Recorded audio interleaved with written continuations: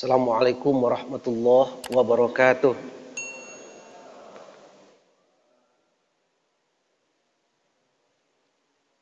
Alhamdulillahi rabbil alamin.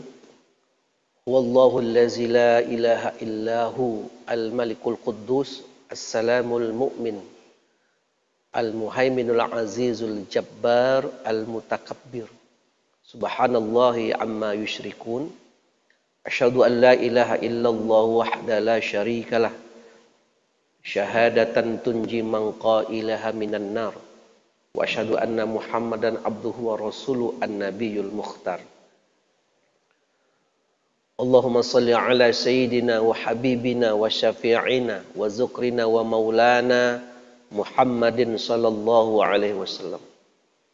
Bapak Ibu kaum muslimin yang dimuliakan Allah Subhanahu wa taala, kita mulai taklim kita dengan membaca basmalah. Bismillahirrahmanirrahim. Teruntuk buat almarhum almarhumah ayah ibu kita yang telah meninggal dunia, keluarga kita yang sudah wafat, kita doakan semoga Allah lapangkan kuburnya. Allah jadikan kubur mereka raudhah min riyadil jannah, taman di antara taman sorga. Bihaqil Fatihah. A'udzubillahi minasyaitonirrajim. Bismillahirrahmanirrahim. Alhamdulillahirabbil alamin arrahmanir rahim maliki yaumiddin. Iyyaka na'budu wa iyyaka nasta'in. Shiratal mustaqim. Shiratal ladzina an'amta 'alaihim ghairil maghdubi 'alaihim waladdallin. Amin. Bapak Ibu sekalian, terakhir tausiah kita Sabtu 11 Juni 2002, dan di bulan Juli kita tidak melakukan pengajian karena Idul Adha. Juli hari Sabtu, ada yang Idul Adha hari Sabtu, ada yang Idul Adha hari Ahad. Oleh pengurus tidak ada pengajian subuh. Nah, kembali kita hari ini Sabtu 13 Agustus 2022. Sabtu 13 Agustus 2022 hari ini, dalam catatan kita akan mulai lagi kajian. Bapak Ibu sekalian, di subuh ini kita akan bahas satu problema hukum keluarga Islam yang ini terjadi di Provinsi Riau, di salah satu kota. Kita tidak sebut kotanya, tidak sebut orangnya, tapi ini terjadi. Karena ini terjadi, maka menjadi pelajaran dan hikmah bagi kita bersama. Jadi di beberapa saat yang lalu, Bapak Ibu sekalian, ada salah satu dari jemaah ini yang mengkonsultasikan tentang satu kasus di mana seorang anak kandung ya, suka dengan ibu tirinya. Di seorang anak kandung suka dengan ibu tirinya. Kemudian begitu ayah kandungnya bercerai dengan ibu tirinya tadi, ya, bercerai, terjadi perceraian, ya. Tidak pula dijelaskan apa sebab, yang jelas ayah kandungnya bercerai dengan perempuan tadi, bercerai. Nah, apa yang terjadi? Oleh anak kandungnya, ia menikah dengan ibu tirinya, nikah, ya. Jadi sebenarnya semakin ke sini problematika hukum keluarga Islam ini semakin harus kokoh kita bahas. Dia menikah dengan ibu tirinya. Menikah. Pertanyaannya, bolehkah seorang anak kandung menikah dengan mantan istri ayahnya? Boleh apa tidak? Jawabannya qat'i, kokoh, haram. Haram. Jadi dalilnya adalah surah An-Nisa ayat 22. Allah berfirman, a'udzubillahi minasyaitonirrajim, wala tankihu ma nakaha abaukum minan nisa'i illa ma qad salaf. Jadi haram kalian menikah dengan perempuan yang telah pernah menikah dengan ayah kalian. Itu konsepnya. Jadi kalau ada seorang perempuan di mana ia telah pernah menikah dengan ayah kita, meskipun mereka itu baru akad nikah saja, belum sempat melakukan hubungan badan, tapi mereka pernah menikah. Maka suka tidak suka, redo tidak redo, maka perempuan itu telah menjadi ibu kita selama-lamanya. Namanya mahramnya mahram mu'abbad. Mahram menjadi mahram kita, haram kita menikahnya itu mu'abbad selama-lamanya. Baik dengan ayah kita masih ada akad nikah atau telah terjadi perceraian. Itu hukumnya haram. Tidak boleh. Itu jelas. Ya, jelas. Maka perkawinan seperti ini haram. Kata Al-Quran di ujung ayat ketika disebutkan wala tankihu ma nakaha abaukum minan nisa'i illa ma qad salaf. Haram kalian menikah dengan perempuan yang telah pernah menikah dengan ayah kalian, kecuali kasus itu terjadi sebelum Islam datang. Kalau kalian lakukan juga, kata Allah, innahu kana fahisyah, itu adalah perbuatan zina, wasa'a, dan akan mengundang kutukan Allah subhanahu wa ta'ala. Tidak boleh, hukumnya haram. Dan haramnya itu mu'abbad, selama-lamanya. Ada tidak orang mahram itu sifatnya mu'aqqata, sementara? Ada. Ada. Ada yang sifatnya sementara. Siapa contohnya? Mahram yang sifat sementara itu adalah ukhtuz zaujati, saudara kandung istri. Jadi kalau bapak menikahi seorang perempuan, maka begitu akad nikah dengan kakak kandungnya, jadi mahram adik kandungnya. Nah, tapi mahramnya sementara, namanya muaqqatah. Terambil dari kata waktu sementara, hanya sewaktu saja, ya sewaktu-waktu saja. Kalau hubungan akad nikah dengan kakaknya sudah putus, baik putusnya itu karena faktor kematian, cerai wafat, atau karena cerai hidup, maka adik kandungnya tadi tidak jadi mahram lagi. Kita sebutnya apa, Pak? Kita menyebut kalau di kampung apa namanya itu? Menikah dengan adik istri. Apa namanya, Bu? Saling tikau. Saling tikar, turun ranjang. Nah, itu kalau bapak minantu yang baik. Tapi kalau bapak minantu yang tidak baik, kata mertua, cukuplah yang satu kemarin aja. Tak usah dikasih lagi satu. Nah, ya. Nah, muaqqatah. Haram.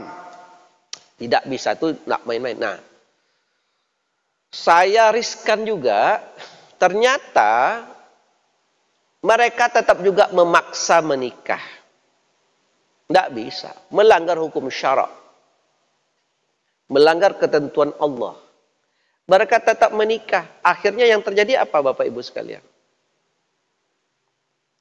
Diusir dari keluarga. Diusir dari kampung. Pergilah mereka di satu tempat di mana orang tak kenal mereka. Pergi ke Jawa sana. Kumpul kebol namanya kan. Karena cinta, karena sudah syahwat gitu. Tapi hati-hati juga. Dan, nah, samping itu haram ya. Jadi begini Bapak Ibu. Kehadiran Allah di hati kita ini, itu jauh lebih kokoh daripada peraturan dan undang-undang yang berlaku di negara kita ini, dalam masyarakat. Jadi ada undang-undang, ada peraturan, ya, ada KUHP, perdata, pidana, dan segala macam lah. Meskipun nanti mereka berdua pergi ke Jawa, tidak ada yang tahu, tetap mereka sebagai suami istri, tidak terganggu oleh hukum. Tapi ingat, kehadiran Allah di hati ini akan lebih kokoh. Seiring akan bertambahnya umur mereka, rasa berdosa itu akan semakin kuat di hati. Betul apa tidak? Nah, itu nggak bisa dihindari. Entah kalau gila dia nggak tahu kita. Jadi katanya cinta, kami kan cinta Pak, kami kan suka sama suka. Kalaulah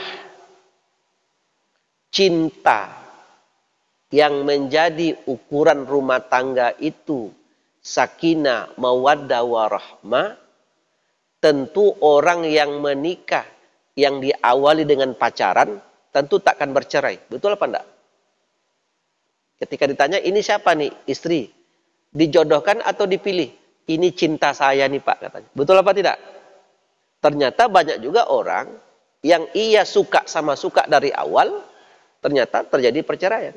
Kalau itu ukurannya. Lagi, kalaulah ukuran rumah tangga bahagia itu adalah ganteng dan cantik,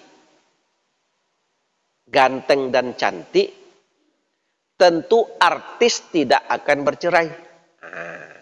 Iya apa tidak? Kurang apa cantik artis gantengnya tuh? Tentu mereka tidak bercerai. Ternyata tidak. Lagi, kalaulah materi dan harta yang banyak ukuran rumah tangga itu langgeng, sakinah, mawaddah, warahmah, tentu orang-orang yang kaya tidak akan ternyata apa? Nah, ya kan? Itu jadi catatan itu. Ya. Kalau ukuran pangkat dan kedudukan yang mengakibatkan orang itu langgeng, tenang, sakinah, mawaddah, warahmah, tentu orang yang punya jabatan-jabatan tinggi tidak akan bercerai. Ternyata, nah, ternyata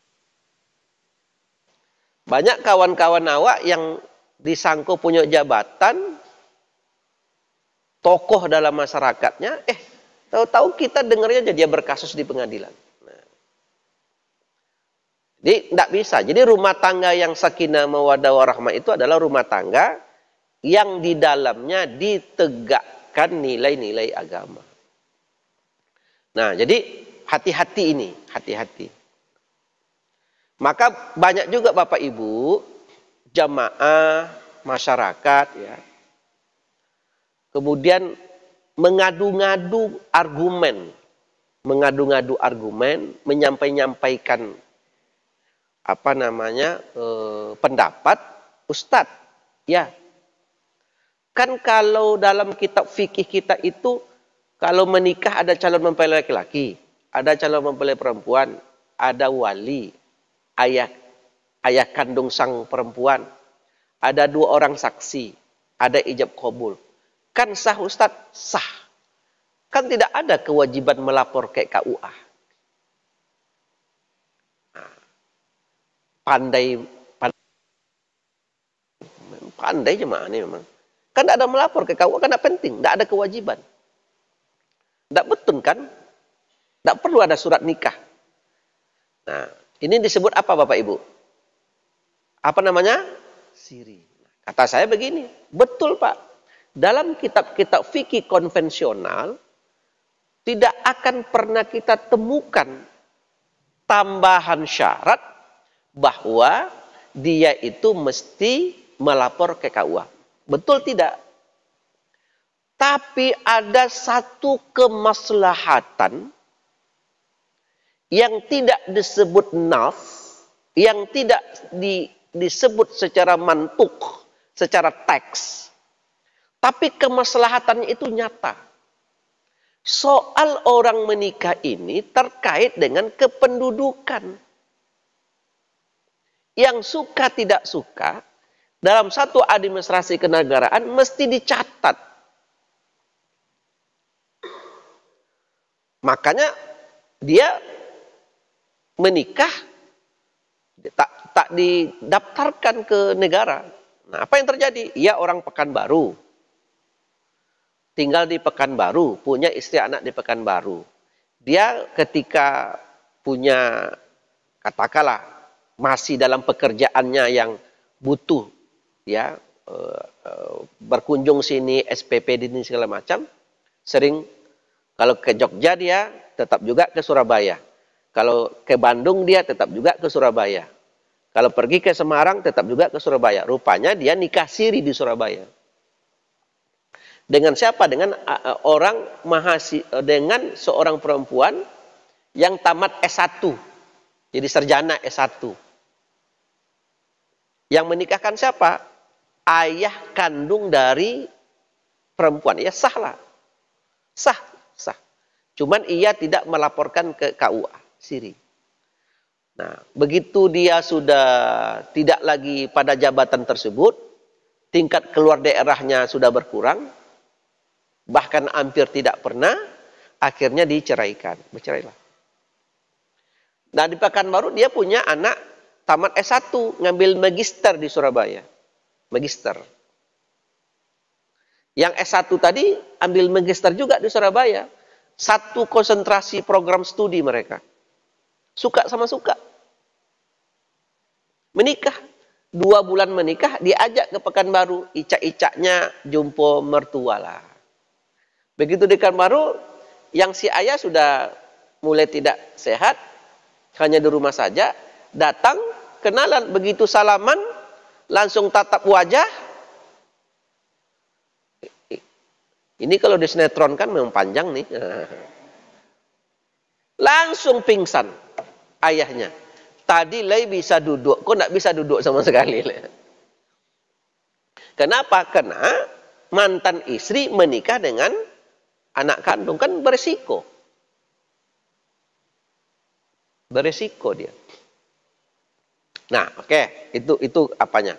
Nah, sekarang kita kembali ke kasus ini. Ya kan, itu risiko itu. Nah, sekarang Bapak Ibu sekalian yang kami muliakan, ya. Nah, terus ada turunan masalah ini, Pak.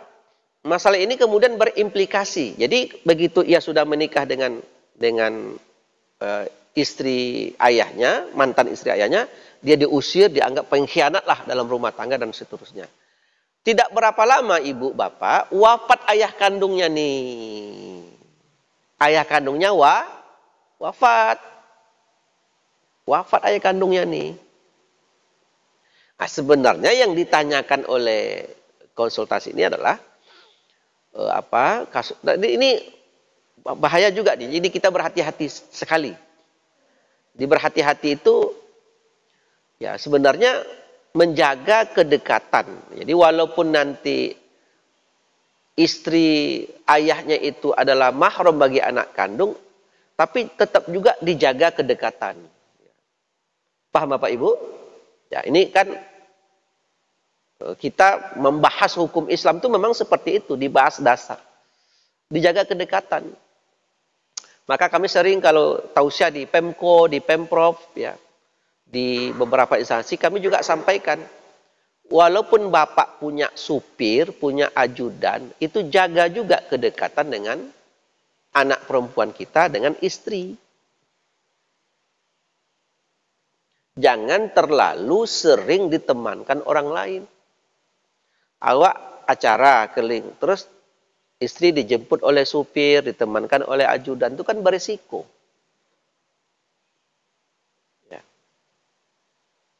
Nah, tak usah dibacalah kasusnya lagi itu berisiko. Ya kan, tiang ini aja kalau ditengok lama-lama cantik nampaknya ini ya. Itu berisiko. Nah, jangan bapak menyindir-nyindir kemana pergi ustadz nih katanya, jangan lagi. Nah, jadi begitu. Nah, sekarang konsekuensinya adalah wafat ayah kandungnya, Tiba-tiba anak yang menikah dengan mantan istri ayahnya ini oleh keluarga itu dikeluarkan jadi ahli waris. Tidak boleh. Tidak boleh. Dia tidak dikasih jatah ahli waris, dikeluarkan. Pertanyaan kita, betulkah ia tidak jadi ahli waris? Nah, kan begitu Pak. Bagaimana Bapak Ibu? Nah, jawabannya adalah yang bersangkutan tetap menjadi ahli waris. Tidak bisa tidak. Tetap menjadi ahli waris. Nah, kenapa? Karena ada dua secara umum, sebenarnya ada tiga lagi, nanti tapi dua saja kita bahas. Ada dua secara umum, orang itu menjadi waris mewarisi yang tidak bisa terhalang. Di antaranya apa? Pertama itu karena faktor nasab. Nasab ya, nasab, bukan nasab. Nasab. Nun, sin, ba, nasab. Karena faktor nasab, ya, orang itu menjadi saling waris mewarisi. Jadi karena dia anak kandung dari almarhum, apapun yang terjadi dengan anak kandung ini walaupun dia durhaka, melawan sama orang tua, dikeluarkan dari kakak ya, maka dia tetap menjadi ahli waris. Begitulah kokohnya nasab. Tidak bisa akan hilang. Kecuali nanti ada beberapa sebab nasab ini tidak jadi ahli waris. Dulu pernah kita sebut akibat dia melakukan percobaan pembunuhan kepada waris. Kepada pewaris. Contoh begini. Kita kajian di masjid ini. Kajian di masjid ada mic, hidup mic ini. Kemudian dengar ada pemuda di luar, dengar kajian kita. Apa isi kajiannya? Oh, kata Ustadz Erman Ghani di masjid ceramah, seseorang anak baru mendapatkan waris, dapatkan harta dari ayahnya secara waris, kalau ayahnya mati dulu. Dengar oleh dia di masjid nih. Oh iya pula ya. Dan dia sudah hitung-hitung. Kalau ayahnya mati, jatah dia ada 1 M lebih. Dengar oleh dia direkamnya. Oh, ini baru kaji mantap nih. Mantap nih. Jadi syaratnya mati dulu ayah. Anak nih tak sabar dia ayahnya wafat. Dipercepatnya wafat ayahnya tadi. Dengan melakukan percobaan pembunuhan. Nauzubillah. Paham Pak? Ini kalau anak narkoba Pak, lalu lah dia nih. Ya apa tidak? Kalau narkoba anak nih, zong aja otaknya nih tuh jadilah dia. Tapi nauzubillah. Dilakukan percobaan. Nah, umpamanya diputuskan rem mobil ayahnya. Nah, terus waktu ayahnya pergi ke satu tempat terjadi kecelakaan tunggal ya. Tapi alhamdulillah Allah tidak tidur. Allah bangun. Wal hayyul qayyum, dia hidup dan qayyum, tetap dalam kekuasaan yang tidak tidur. Sampai rumah sakit, polisi datang, Pak, kata lantas, Bapak ini kecelakaan tunggal, tapi ini masalahnya mobil Bapak remnya disabotase. Remnya diputus. Di mana Bapak pakai, siapa yang pakai mobil Bapak sebelum berangkat nih? Tidak ada Pak, di rumah aja di garasi. Di rumah ada CCTV apa tidak? Ada Pak. Posisi garasi ada CCTV, ada. Diceklah CCTV tadi. Alhamdulillah CCTV-nya belum diganti. Belum diganti. Atau datang petir menyelinap kemudian menghantam rekordernya, gitu kira-kira seperti itu. Ada pula petir dia berjalan ya mencari rekorder itu aja yang putus, yang lain enggak. Aneh. Ditengok nampak Di screenshot, rupanya ada orang yang mengendap masuk ke dalam pakai baju warna merah. Tengok, ditengokkan, ini siapa nih Pak? Oh ini anak saya. Ditanya backgroundnya seperti apa hari-hari. Disebutlah dia narkoba nakalah. Alibi polisi tetap. Bakri dipanggil. Di BAP, berita acara pemeriksaan. Apa motifnya memutuskan? Kan motif. Motif itu entah asmara, entah dendam, entah apa ya. Motif. Ternyata motifnya adalah ingin mendapatkan harta warisan. Kan motif itu penting. Maka anak tadi kalau seperti itu dipidana melakukan percobaan pembunuhan yang hukumannya di atas 5 tahun penjara. Maka anak tadi meskipun nasab, maka dia terhalang mendapatkan waris. Karena apa? Terhalang karena melakukan percobaan pembunuhan terhadap pewaris. Nah sebenarnya yang banyak itu bukan, kasus yang banyak yang kita baca itu bukan ayah kandung ke ibu kandung. Biasanya suami istri. Ya, suami istri yang sering banyak. Nah, atau terjadi beda agama. Terjadi perbedaan agama, ya, itu nasab tadi bisa tidak jadi waris. Jadi nasab ini kokoh sekali. Apapun yang terjadi yang nasab itu tak akan bisa selesai. Maka kami sering juga menyampaikan ke jemaah, ya, sebagai pencerahan, hati-hati, maaf, ini mesti kita sampaikan. Kalau ada seseorang ingin mengangkat anak angkat, silakan, tidak ada masalah, boleh, silakan. Anak angkat boleh silakan, ambil anak angkat dan urus administrasi suratnya ke pengadilan agama, diajukan permohonan penetapan bahwa dia jadi anak angkat. Tapi ingat bapak-bapak sekalian, ibu-ibu, mengangkat anak angkat ini tetap tidak boleh mengganggu kepada nasabnya. Tidak boleh menghilangkan nasab ayah ibu kandungnya, tidak boleh dihilangkan. Dan tidak boleh ditutup-tutupi. Kelak di kemudian hari mesti diberitahu. Kenapa? Nah, pertanyaan saya ke Bapak Ibu adalah, begitu nanti anak ini jadi orang hebat, dia punya aset, dia orang kaya, wafat dia. Kira-kira ayah kandung realnya jadi ahli waris apa tidak? Jadi ahli waris. Itu tidak bisa dihilangkan. Nah, kalau seandainya yang wafat ini tidak punya saudara kandung, belum punya istri lagi, masih bujangan, tapi aset banyak.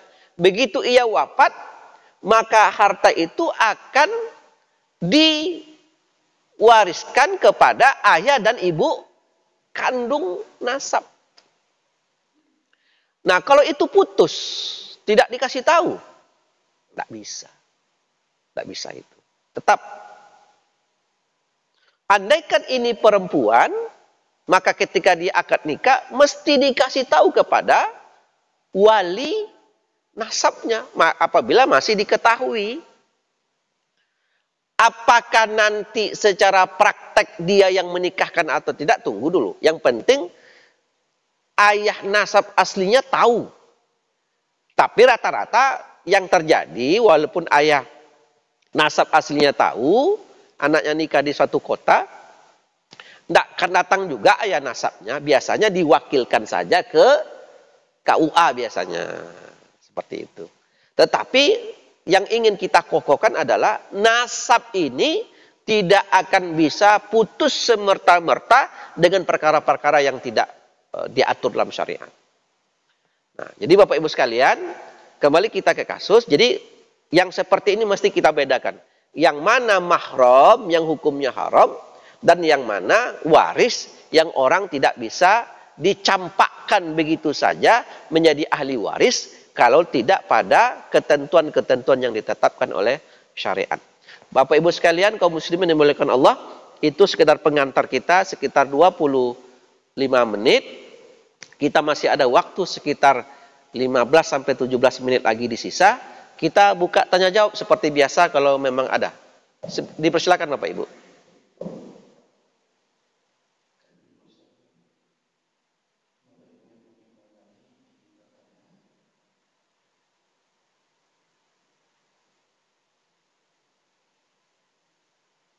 Ya.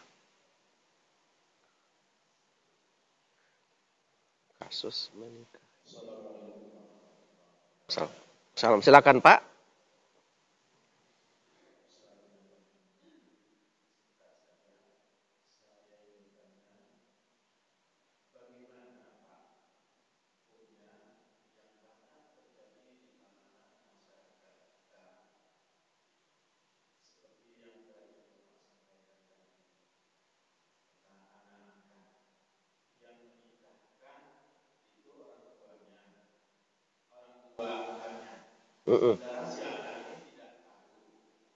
Dan si orang tua juga mau menikahkannya, dia tahu Pak, dia seorang ustaz juga, tetapi untuk menutup aib sepertinya mungkin dia merasa malu orang tahu bahwa itu bukan anaknya, anak kandungnya, dia tutupi Ustaz. Terjadilah pernikahan. Apakah nikahnya itu sah? Sementara orang tua kandungnya masih hidup dan keluarganya lengkap masih. Nah, itu yang saya tanyakan, karena ini memang sangat banyak terjadi di kalangan kita. Atau seperti anak yang di luar nikah, memang hasil kerjasama di antara kedua orang tuanya, tetapi di luar nikahnya, apakah boleh ayahnya itu menikahkan? Kemudian apakah sah keturunannya berikutnya Ustaz? Mohon dijelaskan Ustaz. Terima kasih. Nah, jawabannya kalau yang nomor 1 tadi, anak angkat dinikahkan oleh ayah angkat, ya. Tentu tidak boleh. Tapi di luar sepengetahuan kita, apakah mungkin di depan KUA dan KUA tahu bahwa ayah kandungnya itu mewakilkan kepada ayah angkat ini untuk menikahkan? Boleh jadi. Kan boleh jadi kan kita meminta orang untuk menikahkan, tapi atas seizin kita. Boleh apa tidak? Boleh. Jadi kalau kita bisa berbaik sangka, kan begitu. Berhusnuzon, ya, dia berbaik sangka itu berbaik sangka itu barangkali ayah angkatnya tadi sudah ada komunikasi yang baik dengan ayah kandungnya, dan ayah kandungnya secara terang-terangan menyatakan, saya wakilkan menikahkan anak saya ini ke kamu, Erman umpamanya, ayah angkatnya. Boleh apa tidak? Dan itu sudah sepengetahuan Pak KUA. Boleh, tidak ada masalah. Tapi kalau tidak ada itu, sebaiknya ini jangan dilakukan. Tidak sah. Tidak sah, tidak. Nah, tapi kan kita yang hadir kan tak paham ini. Bagaimana mereka melakukan di belakang kita. Maka kita berbaik sangka saja. Nah, itu pertama. Itu poin pertama yang kita. Karena la nikaha illa biwaliyin. Tidak sah nikah itu kecuali dengan wali. Wali itu terbagi 3. Ada namanya wali nasab, kandung. Ada wali wali nikah, wali sultan, ya. Kemudian nanti ada wali yang ditunjuk atas kesepakatan mereka berdua. Jadi dulu pada wilayah yang dunia ini belum terbagi-bagi dalam administrasi kenegaraan, ada wilayah-wilayah yang mohon tidak bertuan, tapi ada masyarakatnya.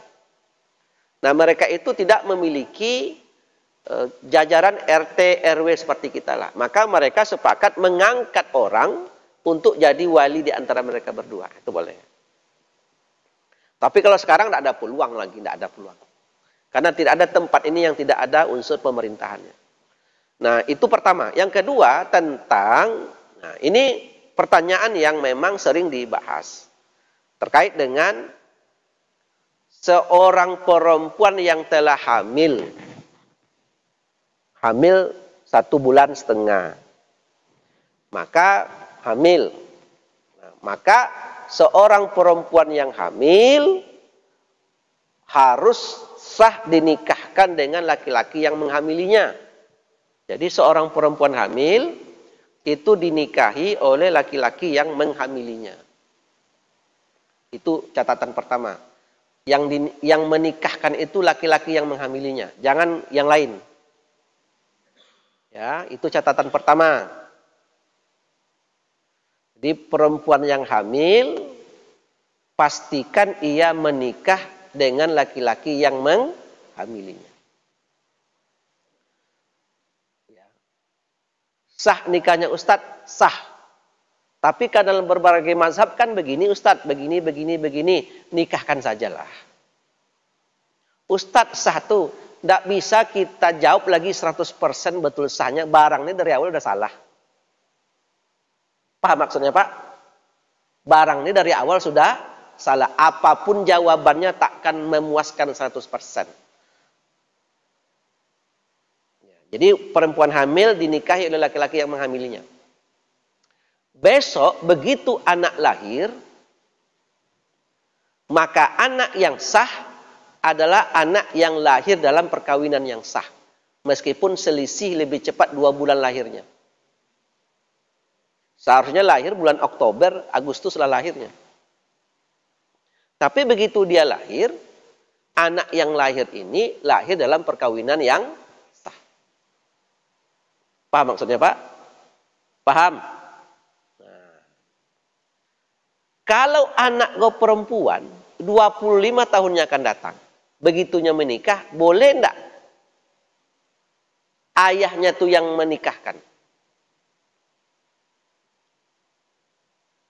Jawabannya ada mengatakan tidak, ada mengatakan boleh. Ada yang mengatakan yang menikahkan itu mesti wali hakim.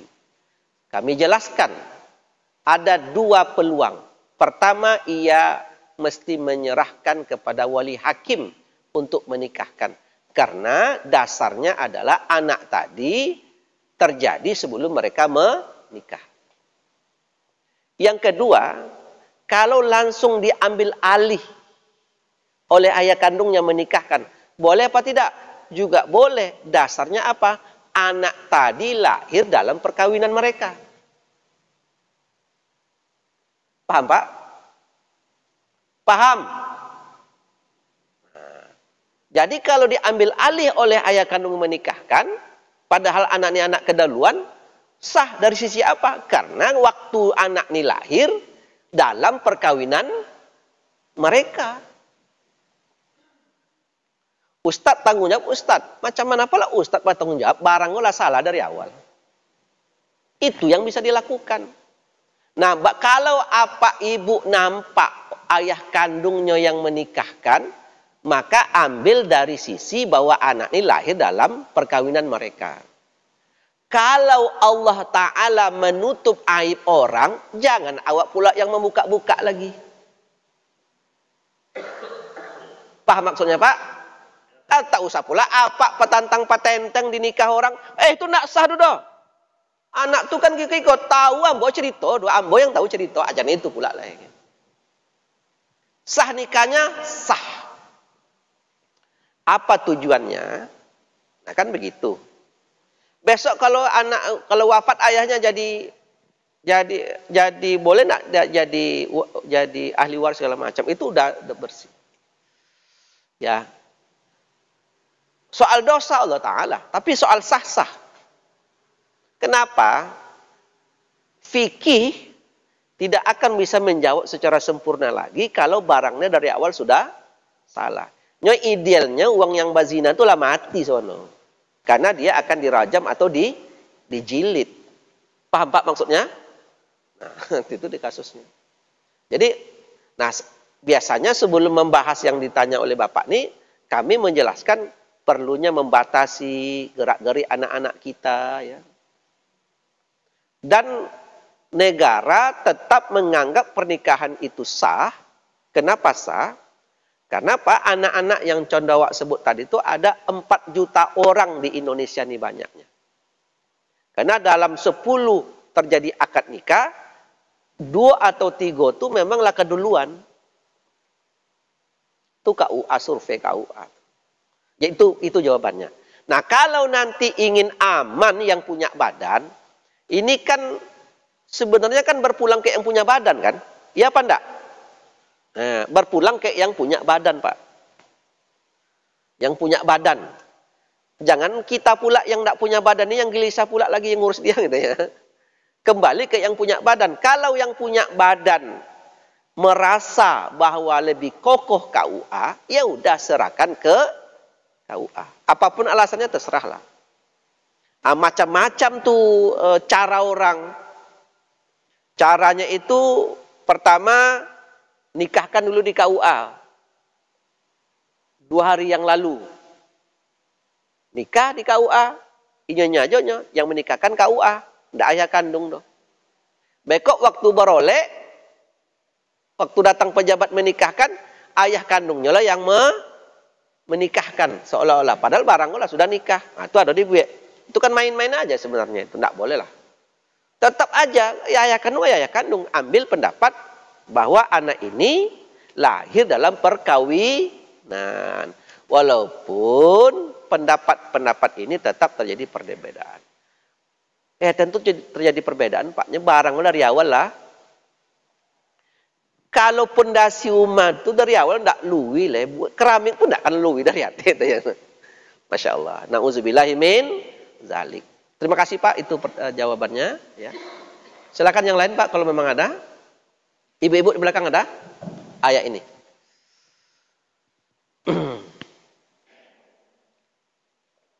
Silakan.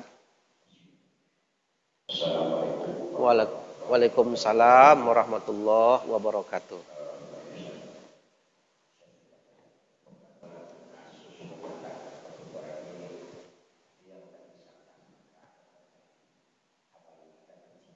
Ya.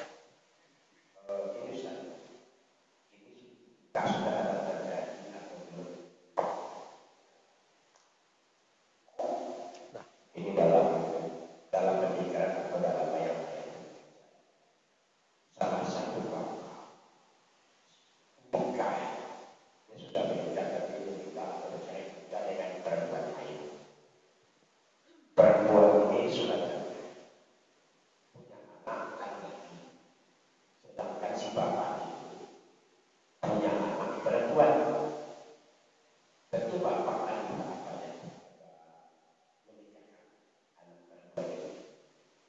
perjumpaan yang ada anak bapak ini dengan anak kita sendiri lagi karena cinta mau nikah apakah boleh dalam syariat kita anak bapak ini kita dengan anak dirinya sedangkan riwayat apakah riwayatnya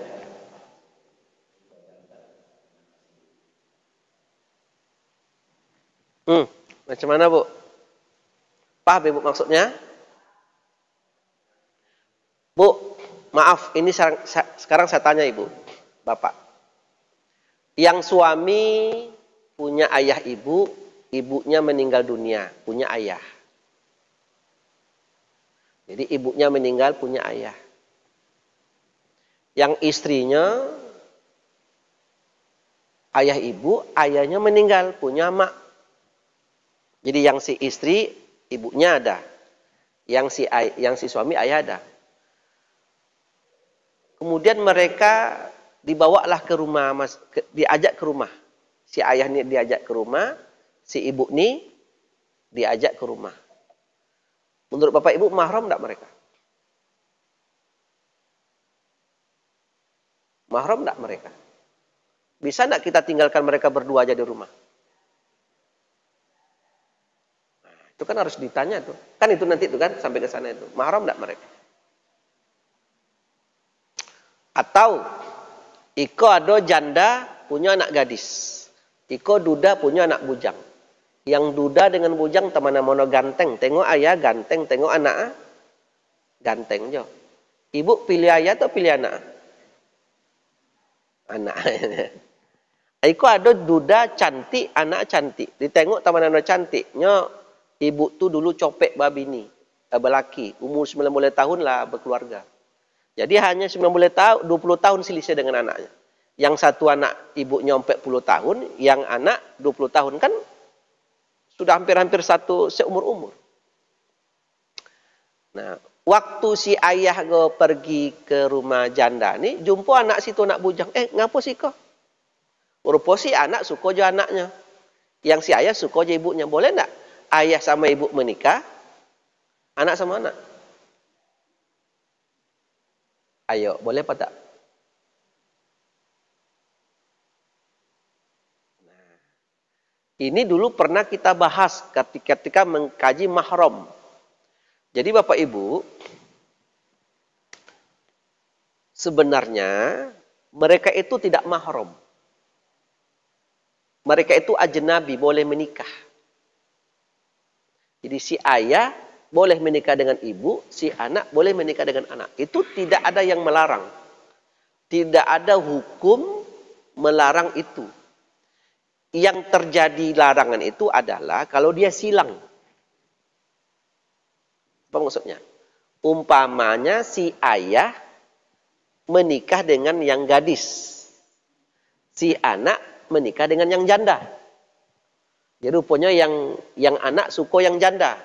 Yang si ayah suka gadis, silang dia. Nah, kalau dia silang seperti itu, siapa yang duluan, yang kedua tidak boleh. Andaikan nanti si ayah menikah dengan si anak gadis, berarti janda tadi siapa? Ibu mertua, ya apa enggak? Ya apa tidak?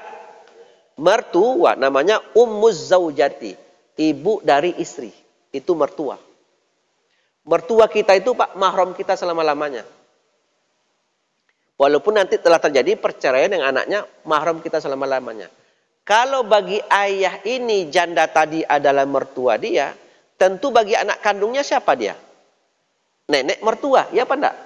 Nah, enggak boleh dia menikah dengan nenek mertua. Sedangkan ayahnya saya enggak boleh, apalagi dia. Makanya siapa yang pertama, yang kedua tidak boleh kalau dia silang. Paham maksudnya Pak? Kalau seandainya yang bujang ini menikah dengan janda, yang bujang ini nikah dengan janda, berarti anak perempuan itu siapa? Anak tiri, ya benar? Maka bagi dia anak tiri itu mahram bagi dia. Anak tiri tadi, anak istrinya tadi. Kalau bagi dia saja mahram, tentu bagi ayah dia cucu tiri. Tidak boleh dia menikah dengan cucu tirinya. Tapi kalau level orang tua sama-sama orang tua, anak sama anak, itu tidak ada yang melarang. Tapi secara adat, etika, akhlak, itu tak dilakukan. Paham Pak? Secara adat, etika tak patut. Tak patut. Tapi tidak mengakibatkan mahram. Sama seperti tadi, kebetulan yang pertanyaan Bapak berbeda.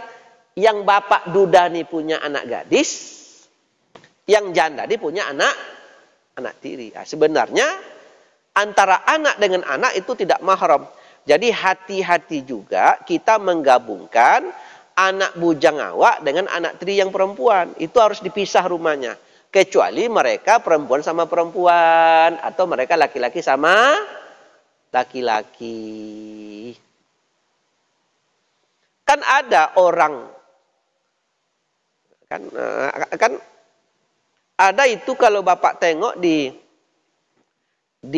film, potongan film Piramli.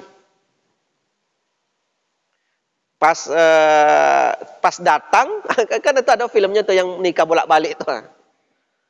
Ada di WA group itu ada. Ya, karena sifatnya lucu dia. Ya kan, sifatnya lucu, tetapi nanti itu kalau saya menengok itu yang terjadi di film itu salah itu tidak boleh. Nah itulah bapak-bapak sekalian yang kami muliakan. Jadi Pak hukumnya boleh, tapi secara adat, secara akhlak etika sebaiknya Dihindari yang seperti itu. Ya Pak ya. Wallahu a'lam bis-shawab. Silakan Ibu, Bapak masih ada yang lain? Terakhir, satu lagi terakhir. Ibu di belakang silakan kalau ada. Baik soal waris atau soal perkara lain. Itu ada satu Ustaz yang Ibu.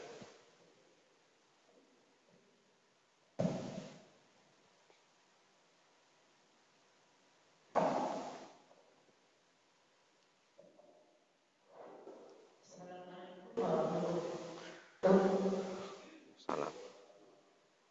Banyak kesempatan cerita.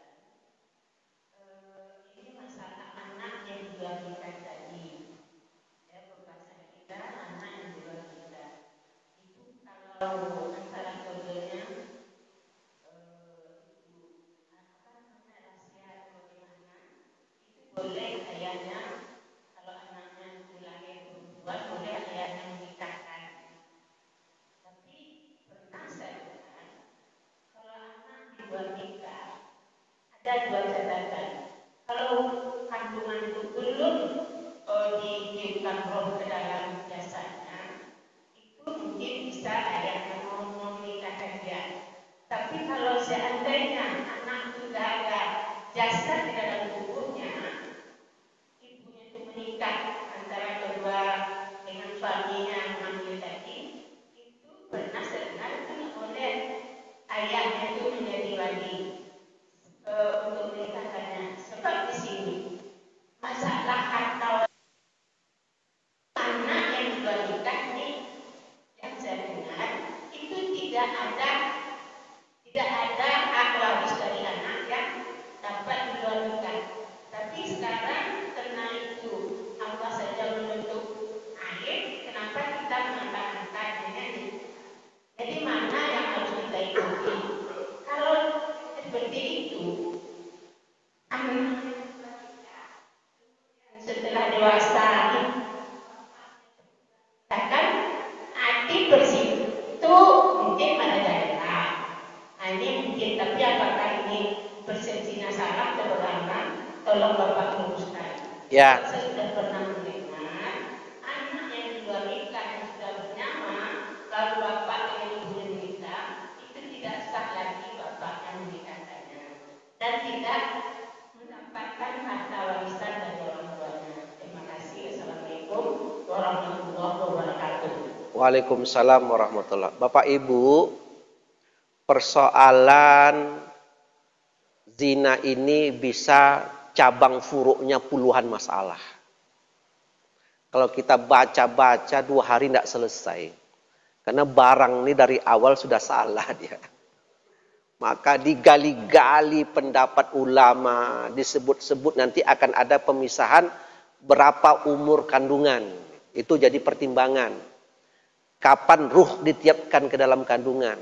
Kenapa ruh ukurannya? Karena kalau sudah ruh dia sudah hidup. Bapak Ibu, kita mesti pisahkan. Kalau anak zina ini memang pure murni anak zina yang orang tuanya tidak pernah menikah sama sekali, itu tidak ada ikhtilaf ulama di dalamnya. Kita menyebut anak di luar nikah. Jadi begitu dia hamil tidak terjadi pernikahan sama sekali. Tidak terjadi pernikahan, itu clear ulama menjawab, ittifaq ulama dalam kitab fikih bahwa anak kandung ini hanya dinasabkan kepada ibu kandungnya saja. Andaikan nanti ayah biologisnya ini orang miskin dan anak nih besok jadi bupati, jadi gubernur, mati anak nih mengaku-ngaku dia itu anak saya, itu tidak ada lagi. Karena tidak terjadi pernikahan sama sekali. Bahkan ada orang yang tak pula diketahui siapa ayahnya. Saking berzinanya. Entah yang malam minggu, entah yang pagi, entah yang malam, entah yang subuhnya. Banyaklah yang datang. Di lokalisasi tadi, atau clear itu. Hanya kepada ibu kandungnya. Ada pula yang diketahui, ada di kampung diketahui. Ayah kandungnya si A itu. Tapi tidak pernah terjadi pernikahan, itu tidak ada masalah. Yang jadi masalah sekarang adalah orang yang berzina ini kemudian ketika dia itu terjadi perkawinan. Di sini ulama ikhtilaf. Paham Bu? Termasuklah yang Ibu sampaikan tadi.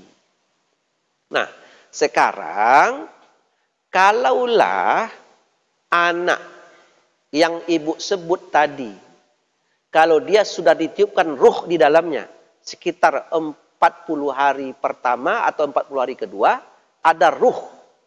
Berarti anak ini kita cap tidak dapat warisan dari ayah kandungnya. Tidak dapat waris dari ayah kandungnya. Ternyata anak yang seperti ini, ayah kandungnya kaya raya, punya aset. Terus siapa yang menghukum anak tadi tidak dapat waris? Mana surat keterangan tak dapat warisnya? Dan anak kandung ini pergi dia ke pengadilan agama, minta tuntut. Dapat waris dia apa tidak? Jadi kitab fikih itu mesti diformalkan dalam bentuk undang-undang. Karena ini harta. Karena ini rupiah, karena uang. Paham Pak maksudnya Pak? Dia mesti diformalkan. Nah, makanya hukum positif kita tetap kalau anak itu lahir dalam perkawinan yang sah, maka anak tadi tetap itu ayah kandungnya. Tetap mendapat warisan. Jadi kesimpulannya betul kitab fikih itu berbeda pendapat. Tetapi oleh negara kita pakai yang ini. Seperti begini. Kunut subuh. Mengatakan kunut iya, mengatakan tidak kunut. Yang satu kunut. Tetapi bagi masjid kami memakai yang kunut. Kan itu namanya keputusan. Paham Pak? Nah, kan itu caranya. Ada mengatakan doa bersama, ini tidak doa bersama. Nah udah itu memang tak akan selesai. Tetapi untuk ngambil keputusan khusus masjid kami pakai yang sistem doa bersama. Ada selesai. Itu cara memutuskannya. Karena harus ada satu yang dilakukan. Begitu caranya. Umpamanya anak yatim itu ada yang tamat SMP masih dapat, ada yang SMA masih dapat, ada yang kuliah S1 masih dapat. Khusus masjid kami hanya membatasi SD saja dapat, kalau selebih tidak. Itu boleh. Nah, itu caranya. Maka negara kita Bu memutuskan dia dapat. Kalau nanti ada orang tua mengatakan kamu tidak dapat, tidak bisa karena negara memutuskan bahwa dia tetap dapat. Nah, begitu maksudnya. Karena nanti kalau adik-beradik kandungnya mengatakan, wah angko dulu waktu lahir, ang lah 3 bulan dalam kandungan nama, ang tidak dapat. Oh, tidak bisa lagi karena negara memutuskan dia dapat. Karena kalau pergi ke pengadilan dituntut dapat. Nah, begitu maksud saya. Paham Bu? Pening Ibu, tidak apa-apa Ibu pening salah ini ya. Jadi memang harus ada yang diputuskan Pak, tidak boleh tidak. Biar orang berbeda pendapat A, B, C, tapi bagi kami ini sama kayak Arab Saudi. Betul ada Imam Syafi'i, Imam Malik, Imam Ahmad, tapi negara kami memakai mazhab ini. Ah, itu lagi masalahnya. Harus diputuskan dia. Nah, itu satu. Nah, terakhir begini. Coba, ada seorang istri punya suami, kemudian sudah punya 1 orang anak. Istrinya ini berselingkuh dengan laki-laki lain, hamil. Sah tahu dia kalau kandungan ini yang punya laki-laki itu. Tapi oleh suaminya tidak diceraikan. Tetap mereka mempertahankan perkawinan. Boleh apa tidak? Boleh apa tidak? Bolehlah. Kalau suaminya mempertahankan, jangan kita pula suruh bercerai lagi. Paham Pak? Jangan kita pula yang kepanasan lagi. Awak pulanya, ang bercerai, tidak bisa. Pertanyaannya, tetap dia menjadi istri. Dia maafkan istrinya. Mungkin karena khilaf, karena tersalah, istrinya bertobat pada Allah, ada perubahan, atau dia orang politik, kalau bercerai segan, tahu oleh orang. Kan banyak faktor ya. Tetaplah mereka dipertahankan istri tadi. Sampai anak tadi melahirkan, istri melahirkan. Kira-kira itu anak siapa? Anak suaminya atau anak orang itu? Dihitung itu tetap anak suaminya. Besok kalau dia sudah gadis, tetap ia yang jadi wali, bukan orang itu. Kenapa? Karena hukum itu sama seperti bapak beli tanah. Kalau bapak beli tanah, di atasnya ada bangunan. Otomatis punya bapak nak bangunan tadi? Ya apa tidak? Kan seperti itu. Jadi kalau bapak beli tanah, apa yang dia ada di atasnya punya bapak. Nak mungkin apa beli tanah, ada durian 2 buah, 2 batang. Kata orang punya, tanah ya pak ya durian, enggak mungkin tuh. Itu tanah. Jadi kalau rahim istri itu, nah kan, maka al-waladu, seorang anak itu, siapa yang memiliki al-firas?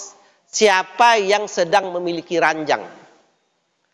Siapa yang sedang akad nikah, itu anak dia. Walaupun baranggo memang salah. Kaji ini bukanlah untuk memiliki potensi orang boleh berzina. Tidak, itu maksudnya. Tapi andaikan terjadi, makanya kasus-kasus seperti ini biasanya oleh kami tidak disampaikan ke khalayak umum karena berisiko. Biasanya kajian-kajian khusus itu disampaikan. Ya. Disampaikan seperti itu. Ya. Ada enggak menurut Bapak kasus seperti ini dalam masyarakat? Ada apa tidak? Kalau survei kita banyak Pak. Tapi kalau tidak diceraikan mau apa? Karena ingat, cerai itu sifatnya aduan. Sepanjang ia tidak mengadukan ke pengadilan untuk bercerai, maka dia tak akan jadi perceraian. Ya apa tidak? Ada enggak pengadilan polisi yang datang secara aktif ke suami ibu nih, kamu harus ceraikan istri kamu. Ada apa tidak? Ada apa tidak? Itu sifatnya aduan. Sepanjang dia tidak mengadukan, tidak terjadi. Sama seperti seorang perempuan. Suaminya memukul, suaminya berjudi, suaminya tidak memberi nafkah. Tetapi sepanjang istrinya tidak mengajukan cerai gugat, boleh apa tidak? Bolehlah. Karena sifatnya aduan. Nah, Masya Allah. Panjang nih ceritanya hukum keluarga Islam ini. Demikianlah Bapak Ibu yang dapat kami sampaikan. Mudah-mudahan hikmahnya buat kita bersama. Wassalamualaikum warahmatullahi wabarakatuh.